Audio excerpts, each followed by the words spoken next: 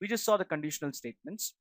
In those conditional statements, we did see that there are certain operators called as the logical operators, which we did use. Okay, just a quick, just a quick recap on what logical operators are. Logical operators are those operators which will do a operation which is going to be completely logical, like an and or an or a not.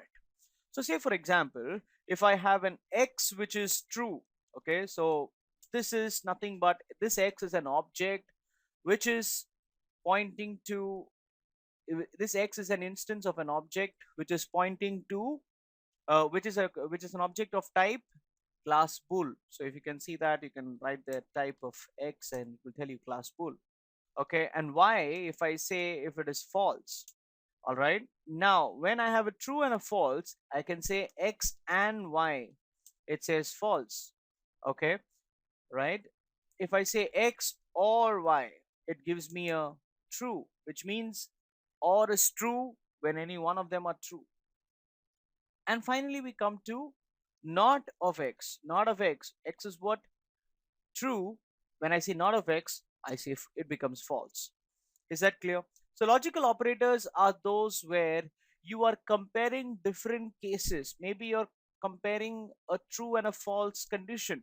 So basically you're comparing a condition. If you're comparing a condition, that is what we saw in the last lecture, where we had done something like if marks less than.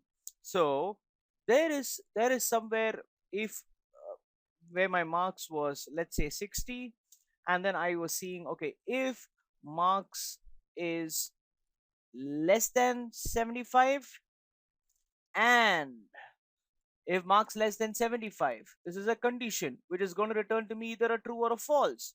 Okay, and I'm going to put another condition. Let's say marks is greater than greater than or equal to 60.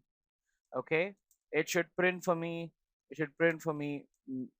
something like second class or first class after distinction, right?